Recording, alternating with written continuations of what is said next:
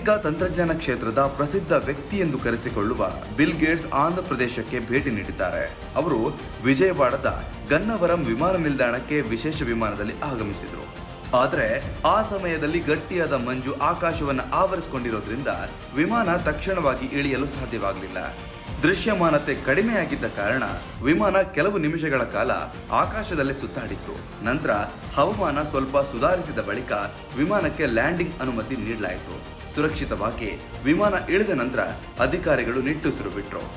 ವಿಮಾನ ನಿಲ್ದಾಣದಲ್ಲಿ ಜಿಲ್ಲಾಧಿಕಾರಿ, ಜಿಲ್ಲಾ ಪೊಲೀಸ್ ಅಧಿಕಾರಿಗಳು ಮತ್ತು ಹಲವು ಜನಪ್ರತಿನಿಧಿಗಳು ಬಿಲ್ ಗೇಟ್ಸ್ ಅವರನ್ನ ಅಧಿಕೃತವಾಗಿ ಸ್ವಾಗತಿಸಿದರು.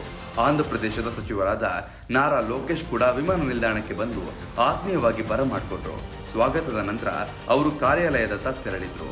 ಬಿಲ್ ಗೇಟ್ಸ್ ಅವರು ಆಂಧ್ರ ಪ್ರದೇಶದ ಮುಖ್ಯಮಂತ್ರಿ ಎನ್ ಚಂದ್ರಬಾಬು ನಾಯ್ಡು ಅವರನ್ನ ಭೇಟಿಯಾಗಲಿದ್ದಾರೆ. ಕಾರ್ಯಾಲಯದ ಮೊದಲ ಬ್ಲಾಕ್ನಲ್ಲಿ ಈ ಮಹತ್ವದ ಸಭೆ ನಡೆಯಲಿದೆ. ಈ ಸಭೆಯಲ್ಲಿ ರಾಜ್ಯದ ಅಭಿವೃದ್ಧಿ ಯೋಜನೆಗಳು, ತಂತ್ರಜ್ಞಾನ ಬಳಕೆ, ಡಿಜಿಟಲ್ ಸೇವೆಗಳು, ಆರೋಗ್ಯ ಮತ್ತು ಶಿಕ್ಷಣ ಕ್ಷೇತ್ರಗಳ ಬಗ್ಗೆ ಚರ್ಚೆ ನಡೆಯುವ ನಿರೀಕ್ಷೆ ಇದೆ. ಬಿಲ್ ಗೇಟ್ಸ್ ಒಬ್ರು ವಿಶ್ವದ ದೊಡ್ಡ ಸಾಫ್ಟ್ವೇರ್ ಕಂಪನಿಗಳನ್ನ ಸ್ಥಾಪಿಸಿದ್ದವರಲ್ಲೊಬ್ರು.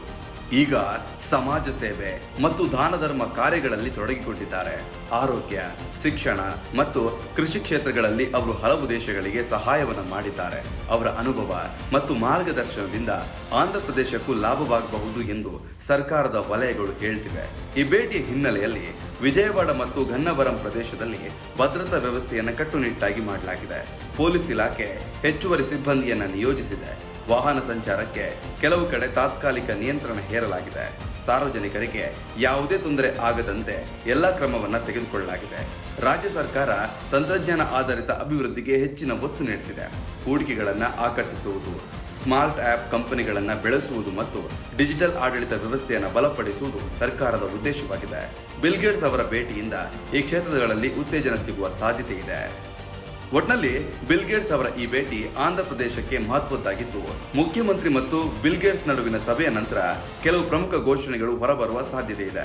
ಆಂಧ್ರ ಪ್ರದೇಶದ ರಾಜ್ಯದ ಅಭಿವೃದ್ಧಿಗೆ ಇದು ಹೊಸ ದಿಕ್ಕು ನೀಡಬಹುದು ಎಂಬ ನಿರೀಕ್ಷೆ ಸದ್ಯ ವ್ಯಕ್ತವಾಗ್ತಿದೆ. ಯಾವುದೇ ಸುದ್ದಿಯ ಅಪ್ಡೇಟ್ ಅನ್ನ ಮಿಸ್ ಮಾಡ್ಕೊಳ್ಬಾರ್ದು ಅಂದ್ರೆ ಈಗ್ಲೇ ಒನ್ ಇಂಡಿಯಾವನ್ನ ಸಬ್ಸ್ಕ್ರೈಬ್ ಮಾಡಿ.